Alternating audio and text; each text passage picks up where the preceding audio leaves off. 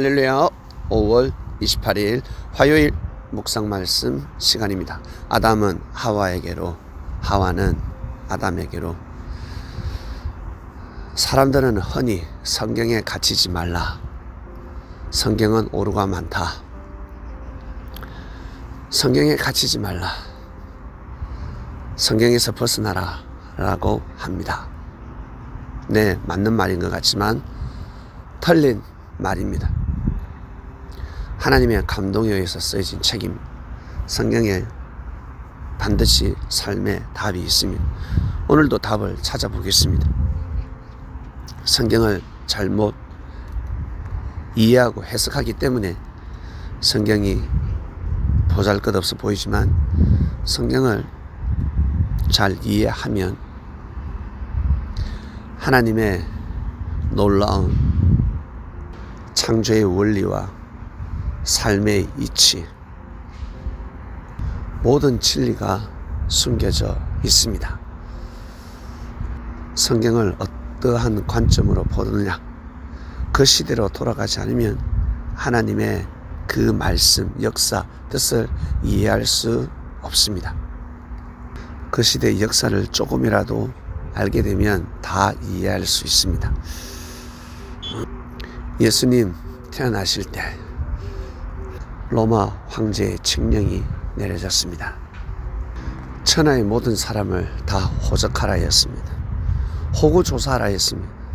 몇 명인지. 여기에서 천하, 하늘과 땅인데 어디까지이겠습니까? 정말 지구 전체 다이겠습니까? 자기의 영역이지 않겠습니까? 자기의 영역, 자기의 주관권, 자기가 다스리는 그 땅, 도대체 인구가 몇 명인지 한번 살려 보아라. 결국 예수님의 아버지 요셉도 다윗의 가문이었기 때문에 어디로 갑니까? 나사렛에서 베들레헴으로 가는 것입니다. 그곳에 등록하러 가는 것입니다. 그리고 노아 시대 때 천하의 높은 산이 물에 다 잠겼다 했습니다. 그러면 백두산, 한라산, 그리고 일본에 있는 산, 미국에 있는 산, 그리고 에베레스트 산이 물에 다 잠겼겠습니까? 그 뜻이 아니지 않습니까? 노아가 있는 그 지역, 천하 높은 산이 물에 다 잠겼습니다. 서울에 비가 많이 오면요, 부산에도 비 오는 줄 압니다. 서울에 홍수가 나면 우리나라 전체가 다 홍수 난 것처럼 여겨집니다. 노아 시대 때는 그랬습니다. 그러면 노아가 우리의 조상이게요, 인류의 조상입니다. 그러나 그렇게 말하지 않습니다. 과학적으로도 의학적으로도 그렇게 선포하지 않습니다. 만약 노아가 인류의 조상이 된다면 그 여자 4명이 이렇게 인류를 퍼뜨릴 수 없습니다. 그리고 노아 방주에 탄 동물이 정말 코끼리, 사자, 호랑이 다 탔겠습니까? 다 멸종이 되었는데 노아 주관권, 그 주관권에 있는 동물을 태웠다라는 뜻입니다. 지구촌의 모든 동물을 태울 수 없습니다.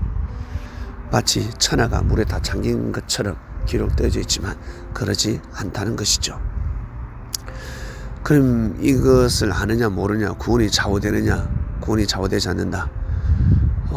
성경을 똑바로 알아야, 진리를 알아야 구원을 받는다 하였는데 이게 진리가 아닙니다. 홍수 심판이 되었냐 안 되었냐, 전체냐 부분이냐, 그것이 진리가 아니라 그 시대 왜 하나님께서 노하셔서 물을 내리셨는지, 비를 내리셨는지, 홍수가 나게 하셨는지, 많은 사람들이 왜 죽었는지, 그것이 바로 진리입니다. 그것이 그 뜻을 찾아내는 것입니다. 대신 성경을 왜 알아야 되느냐, 알고 싶어 하느냐, 하나님을 오해하지 않기 위함입니다.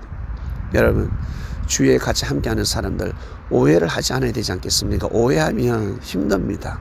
오해하면 진심으로 사랑하기가 힘듭니다. 오해를 풀기 위해서 알아야 하는 것입니다. 하나님에 대해서 알아야 하니까, 하나님에 대해서 알고 믿어야 하니까, 그래야 속 시원하지 않겠습니까? 그리고 이제 아담과 하와대로 돌아갑니다. 아담과 하와가 정말 인류의 조상일까? 그 전에 노아 시대 때 홍수 심판 일어나기 전에 네피림 족속이 있었습니다.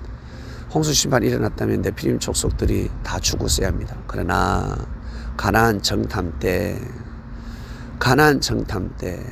모세 시대 때 네피림의 후손 아낙 자손이 살고 있었다라고 기록되어 있습니다. 그래서 전체 심판이 아니라는 것입니다. 자, 이제 아담과 하와 때로 돌아갑니다. 아담과 하와가 정말 인류의 조상일까? 정말 인류의 조상일까? 아담과 하와 때도 에덴 동편에 사람이 살았습니다. 동편에만 사람이 살았겠습니까? 서편, 남편, 북편, 이 한반도에도 사람이 살았습니다. 그러나 하나님을 섬기지 않았다라는 것입니다. 여러분은 몇 살 때부터 하나님을 섬겼습니까? 저는 22살 때부터 하나님을 섬겼습니다. 그처럼 하나님을 섬기지 않는 사람들이 부지기수였습니다. 근데 아담과 하와가 생명의 근원인 마음이 영혼을 사모하기 때문에 하나님의 그 영적인 말씀을 받아들인 것입니다. 수메르 문명뿐만 아니라 참으로 고대 문명, 정말 잘난 사람들이 얼마나 많았겠습니까? 그러나 그들은 진정 마음에서 울려 퍼지는 하나님의 말씀을 받아들이지 않았습니다. 믿지 않았습니다. 하나님의 말씀에 반응한 사람, 바로 아담입니다. 하와입니다. 그들에게 하나님의 말씀이 내려지는 것입니다. 선지자가 먼저 뽑힘을 받는다고 생각하십니까? 네, 그런 것 같습니다. 그런데 선지자는 남달라요. 어릴 적부터 남달라요. 남들이 하나님을 섬기지 않을 때 하나님을 섬깁니다. 하나님을 외칩니다. 잠도 자지 않습니다. 그리고 남달리 많은 노력을 합니다. 마음과 뜻과 목숨을 다해서 하나님을 사랑합니다. 사람을 사랑할 때 사람을 보고 눈물을 흘리고 사람을 위해서 사랑하고 따라가고 부모와 헤어지고 그럴 때 하나님의 뜻이 무엇인지, 하나님의 사랑이 무엇인지, 하나님이 어떻게 살기를 원하시는지, 인류에게 원하고 바라고 원하는 것이 무엇인지, 그러한 마음을 가지고 하나님을 찾아 나서는 것입니다. 외치고 또 외치고 또 외치고 하늘 앞에 소리를 지르는 것입니다. 무엇이냐고, 뜻이 무엇이냐고, 하나님께서 원하시는 뜻이 무엇입니까?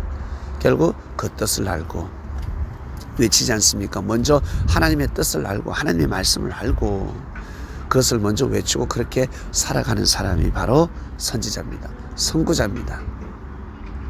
남들이 하지 않을 때 먼저 그 길을 나서는 것입니다. 그렇게 해서 시간이 흐르면 하나님이 뽑았다. 하나님이 아예 택해서 키웠구나. 하나님이 예정하셨구나 라고 되는 것입니다. 자신이 수고하고 애쓰지 않으면 절대 그럴 수 없습니다. 재벌, 회장, 총수들, 그리고 크나큰 종교를 일으킨 사람들, 존중받는 사람들, 정말 남다른 몸부림을 친 사람들입니다. 진짜 수고하고 애쓴 사람들입니다. 시작은 미약하지만 창대케 되었습니다. 모든 사람은 미약합니다. 최고의 운동선수가 있습니다. 저 사람은 진짜 태어날 때부터 모든 것을 가지고 태어났구나 라고 할 수 있겠지만 그 태어난 그 재능을 가지고 남다른 노력을 하였습니다. 그냥 될 수 없습니다. 마음과 뜻과 목숨을 다해서 또 노력하고 발톱이 빠지고 발가락이 부러지고 몸이 아픈 것이 아니라 병까지 생깁니다. 그러나 포기하지 않습니다. 또 노력하고 했기 때문에 그렇게 되는 것입니다. 사업 성공한 사람도 마찬가지. 실패하고 이제는 안 되겠다. 이제는 도저히 안 되겠다. 그럼에도 불구하고 포기하지 않았기 때문에 그 자리에 가는 것입니다. 그 자리에 가서 딱 보니까 어떻습니까? 진짜 하나님이 축복하셨네. 하나님 저 사람을 택해서 하셨네. 그런 말씀이 나오는 것입니다. 그렇게 말씀할 수도 있는 것입니다. 그것이 맞다고도 할 수 있는 것입니다. 스스로 존재하는 자가 되어야 합니다. 스스로 노력하지 않으면 하나님의 뜻을 절대 이어받을 수 없습니다. 하나님께서도 스스로 존재하시는 분입니다. 그처럼 우리 인간들조차도 스스로 존재해야 합니다. 스스로 존재하기 위해서 스스로 존재하고 있는 아담은 하와를 만나고 하와는 아담을 만나는 것입니다. 그런데 여기에서 한 가지 더 알아야 하는 말씀이 있습니다. 이 말씀은 주께서 풀어주셨습니다. 난 자만이, 진짜 난 자만이, 뛰어난 자만이 이 말씀을 받을 수가 있고 이 말씀을 이해할 수 있다 하셨습니다. 고자가 있습니다. 이 고자는 태어날 때부터 고자만이 아니라, 사람들은 고자는 저 고자다, 태어날 때부터 고자다, 태어날 때부터 고자, 그리고 하나님한테 저주받아서 고자가 되었네, 사고가 났습니다. 고자가 되어버렸습니다. 남자 구실을 못합니다. 여자 구실을 못합니다. 그런 고자가 있을 것입니다. 그러나 여기에서 한 가지 더, 하나님 나라를 위해서 천국을 이루는 데 있어서 고자가 되는 사람이 있습니다. 하나님이 원하는 고자가 있다라는 것입니다. 너는 결혼하지 말고, 장가가지 말고, 시집가지 말고 나를 위해서 살아다오, 내 뜻을 이루어다오. 에이, 그런 법이 어디 있습니까? 그건 잘못됐습니다 라고 하겠지만, 일제시대 때 가정을 꾸리지 않고 독립을 해야 되는 사람이 있습니다. 가정을 꾸리면 부인이 죽고 남편이 죽고 그리고 자식들이 죽기 때문에 자신 한 몸을 희생하는 것입니다. 그러나 그것이 희생으로 보이고 참 어떻게 저렇게 살아가나라고 생각하겠지만, 저건 잘못된 삶이야 라고 하겠지만, 하나님 보시기에는 크나큰 축복의 삶이 되는 것입니다. 그리고 시간이 지나면 모든 이들에게 존중을 받는 그러한 인물이 되는 것입니다. 예수님 시대 때 장가가지 마라, 시집가지 마라, 사업하지 마라 하였습니다. 그것이 모든 사람에게 해당되는 말씀이 아닙니다. 그리고 일단 모든 사람들은 멈추고, 가던 길을 멈추고 먼저 예수님의 말씀을 통해서 성장해야 될 것입니다. 하나님의 말씀이었습니다. 하나님의 말씀을 듣고 먼저는 마음을 추스리고, 한마디로 배워라라는 것입니다. 뭘 하기 전에 배워야지.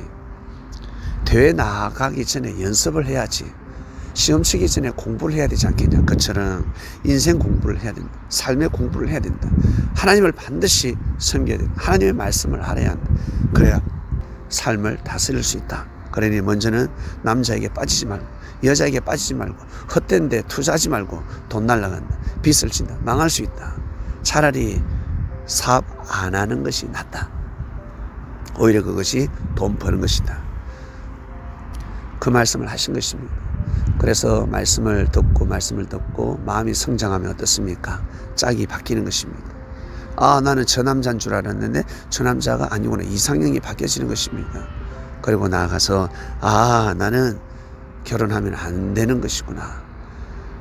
나는 하나님의 뜻을 위해서 살아야 되는 것이구나. 하나님이 원하는 삶을 살아야 하는 것이구나. 결혼을 5번이나 했습니다. 그러나 신랑다운 신랑이 없습니다. 인생이 너무너무 괴롭습니다. 어떻게 해야 됩니까? 예수를 만나서 답을 얻은 것입니다. 결혼만이 답이 아니었구나. 남자에게 답이 있는 것이 아니었구나. 내가 예수님 말씀 들으니까 정신이 버쩍 든다. 예수님 알겠습니다. 이제 어떻게 살아야 되는지 알겠습니다. 제 신랑은 그런 일반 남자들이 아니었군요. 예수님을 신랑으로 모시고, 육적인 신랑이 아니죠. 예수님을 신랑으로 모시고 제가 하나님의 뜻을 이루며 살겠습니다. 그리고 예수님 돌아가셨습니다. 근데 은혜를 입습니다.